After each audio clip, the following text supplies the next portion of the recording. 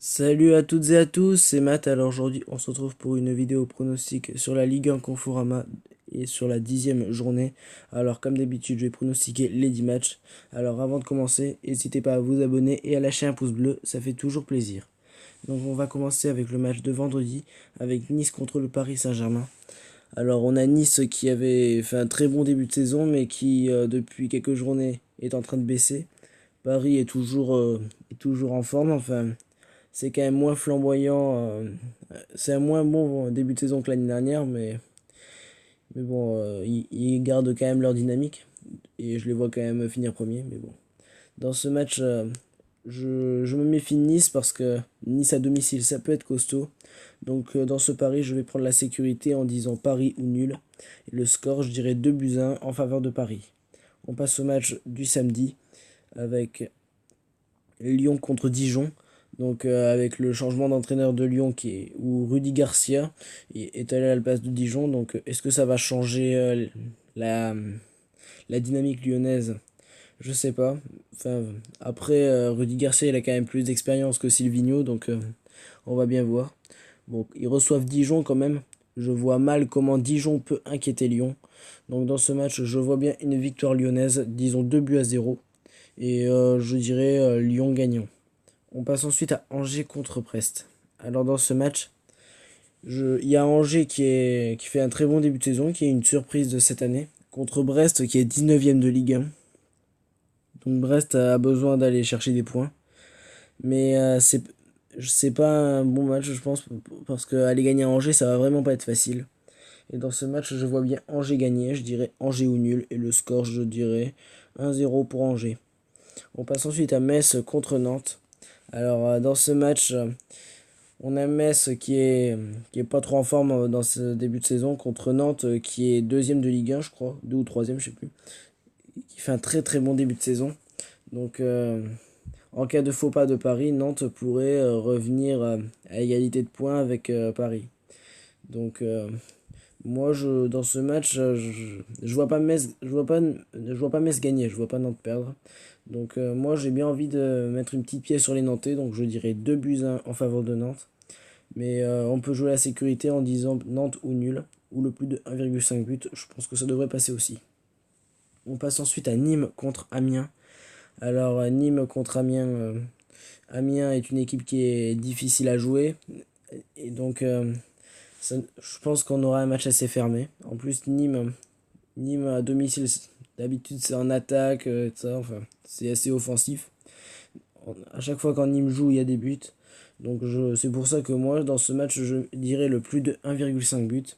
Et le score, je dirais 2 buts à 1 en faveur des Nîmois. On passe ensuite à Reims contre Montpellier. Là, je pense que c'est le match le moins facile à pronostiquer de cette 10e journée.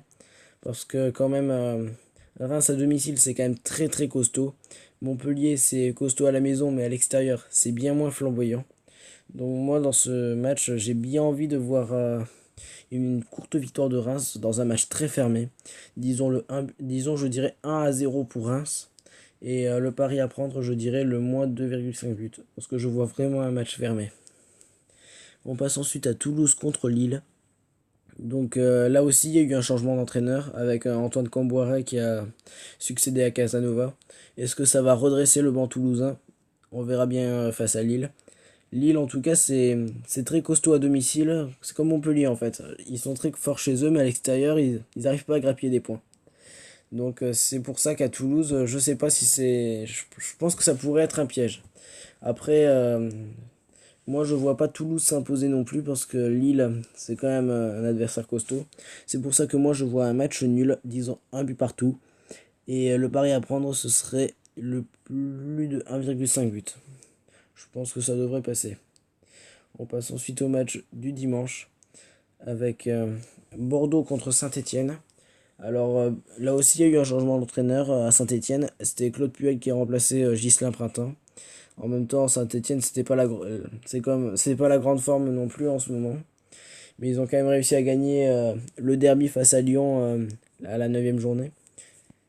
Alors, est-ce qu'ils réussiront à faire une troisième victoire consécutive sur ce match? On verra bien.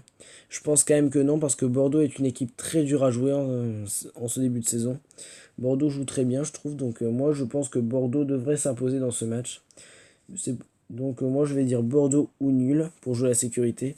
Et le score, je dirais je dirais, allez, 2-0 ou 2-1 en faveur des Bordelais. On passe ensuite à Monaco contre Rennes. Là aussi, c'est pas un match évident à pronostiquer.